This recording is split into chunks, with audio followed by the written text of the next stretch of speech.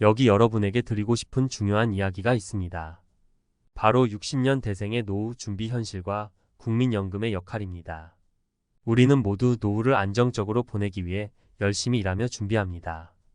그런데 국민연금만 믿고 있다가 생각지도 못한 어려움을 맞닥뜨릴 수 있다는 사실 알고 계셨나요? 오늘은 이 문제를 구체적인 사례와 함께 풀어보고자 합니다. 1.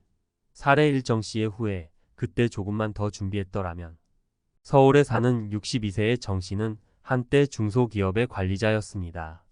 30년 이상 꾸준히 일을 하며 국민연금에 가입해왔기 때문에 노후에는 안정적인 생활을 할 것이라는 생각이 강했습니다. 하지만 퇴직 후 현실은 달랐습니다. 매달 국민연금으로 받는 금액은 약 100만 원, 생활비로는 턱없이 부족했습니다. 정 씨는 이렇게 말합니다. 젊었을 때는 국민연금만 있으면 충분할 거라 생각했어요. 하지만 생활비, 건강관리 비용, 갑작스러운 지출까지 생각하면 그게 다가 아니더라고요. 국민연금만으로는 노후 생활비를 채우기 어려웠고 결국 정 씨는 아르바이트를 시작해야 했습니다. 2. 사례 이 씨의 도전, 지금부터라도 시작해야 했죠.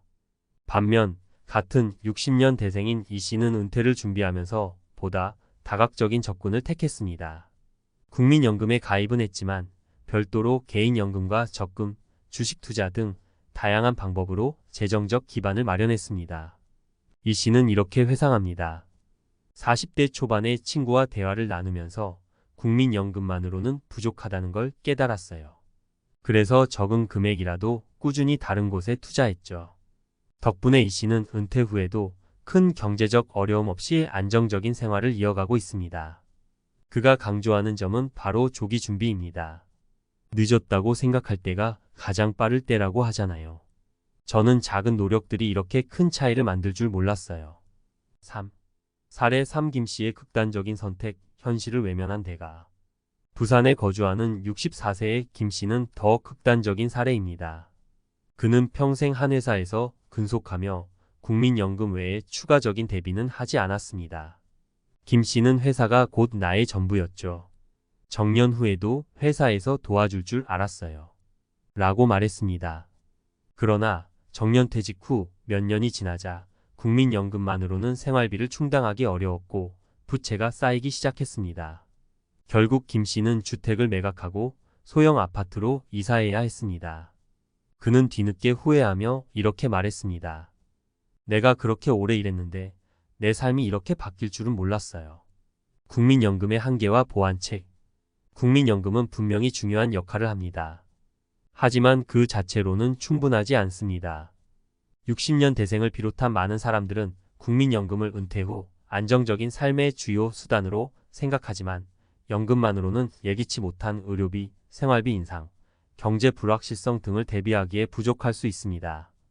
이를 보완하기 위해서는 개인연금, 투자, 절약, 그리고 다양한 소득원을 미리 마련하는 것이 중요합니다. 결론 행동의 필요성. 지금 이 글을 읽고 계신 여러분도 혹시 국민연금만 있으면 된다는 생각에 안주하고 있지는 않으신가요? 앞서 소개한 사례들을 보며 자신을 돌아볼 기회를 가지셨으면 합니다.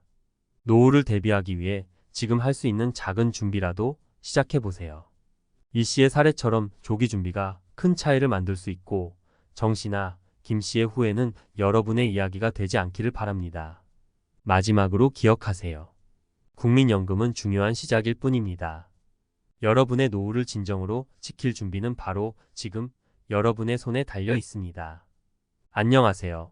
오늘은 국민연금의 한계와 60년 대생들이 겪고 있는 노후 준비의 현실에 대해 좀 더 깊이 있는 이야기를 나눠보려고 합니다. 앞서 이야기한 사례들을 통해 우리가 국민연금에 대한 인식과 노후 준비의 중요성에 대해 고민하게 되었다면 이번에는 그보다 더 나아가 구체적인 대책과 전략에 대해 전문가적인 시각에서 말씀드리고자 합니다. 국민연금의 의의와 현실적인 문제점. 먼저 국민연금의 긍정적인 역할에 대해 짚어보죠. 국민연금은 기본적인 생활비를 보장해주는 중요한 사회 안전망입니다. 많은 60년 대생들이 직장 생활을 하면서 국민연금을 납부했기 때문에 노후에는 이를 통해 안정적인 생활을 할 수 있을 것이라고 믿었습니다. 그러나 실상은 다릅니다. 왜냐하면 평균적으로 국민연금 수령액은 우리가 상상하는 것보다 훨씬 적습니다. 특히 물가 상승, 의료비 증가, 예기치 못한 경제위기 등 외부 요인들을 고려하면 국민연금만으로는 충분하지 않다는 것이 현실입니다. 정 씨의 사례에서 보았듯이 국민연금으로 받는 약 100만 원으로는 현재의 물가 수준에서는 기초생활을 유지하기도 버거운 수준입니다. 이런 상황은 경제적 스트레스를 초래하고 은퇴 이후에도 경제활동을 이어가야 하는 부담으로 이어집니다. 전문가의 시각, 국민연금 외의 추가 대책 필요성. 이제 전문가의 입장에서 볼 때 어떻게 노후를 대비해야 할까요? 국민연금은 일종의 안전망으로서의 기능을 충분히 하지만 이를 넘어서는 준비가 필요합니다. 여기서 중요한 것은 개인연금과 자산 투자입니다. 국민연금은 기본적인 생활비를 보장할 수 있을지 몰라도 여유롭고 안정적인 노후 생활을 위해서는 추가적인 재정적 대비가 필요합니다. 예를 들어 이 시처럼 개인연금을 통해 경제적 안정성을 높이는 것은 매우 유효한 전략입니다. 개인연금은 국가가 아닌 본인이 선택한 상품을 통해 자신이 원하는 만큼 자금을 납입하고 은퇴 후 필요한 금액을 꾸준히 받을 수 있다는 점에서 큰 장점을 갖고 있습니다. 단, 이 또한 조기에 시작해야 복리 효과를 최대한 활용할 수 있습니다. 이 시의 예시에서 보듯 40대 초반부터의 준비가 큰 차이를 만들 수 있습니다. 자산 분산 투자와 다양한 수익원 확보. 한편 노후 대비의 또 다른 중요한 축은 자산 분산 투자입니다. 국민연금만으로는 부족하다는 사실이 점점 명확해지면서 주식, 펀드, 부동산 등 다양한 형태의 투자가 필수적이라는 인식이 강해지고 있습니다. 단, 투자에는 리스크가 따르기 때문에 무작정 시작하기보다는 충분한 공부와 전략이 필요합니다. 김 씨의 사례는 투자와 대비책의 중요성을 극명하게 보여줍니다. 그가 국민연금에만 의존하고 있던 결과 은퇴 후 경제적 어려움을 겪어야 했습니다. 만약 김 씨가 은퇴 전부터 자산 분산 투자나 다른 소득원을 고려했다면 상황은 달라졌을 겁니다. 여기서 주목할 점은 투자란 꼭 큰 자본이 필요한 것이 아니며 소액이라도 꾸준히 투자를 통해 장기적인 성장을 기대할 수 있다는 것입니다. 사회적 지원과 노후에 대한 새로운 인식. 마지막으로 개인적인 노력뿐만 아니라 사회적 지원과 인식 변화도 필요합니다. 노후 준비는 개인의 문제이기도 하지만 사회 전체의 문제이기도 합니다. 정부는 국민연금 외에도 다양한 노후 대비 프로그램과 정책을 통해 국민들이 보다 나은 삶을 영위할 수 있도록 지원해야 합니다. 또한 우리가 은퇴 후에도 활기차게 생활할 수 있는 새로운 형태의 경제활동이나 사회적 활동에 대한 관심과 참여도 중요합니다. 60년 대생은 이제 은퇴에 접어들고 있습니다. 그들이 살아온 시대는 고도성장기였으며 사회 전반의 분위기 역시 국민연금에 대한 신뢰가 강했습니다. 그러나 앞으로의 세대는 다른 시각에서 노후를 준비해야 합니다. 단순히 국민연금에 의존하는 것이 아니라 다각적인 방법으로 노후를 설계해야만 합니다. 예를 들어 은퇴 후에도 취미나 재능을 살려 수익을 창출할 수 있는 방법을 찾는 것은 중요합니다. 자주 강조되는 평생학습이나 새로운 기술 습득도 이와 같은 맥락에서 이해할 수 있습니다. 마무리하며 준비는 오늘부터.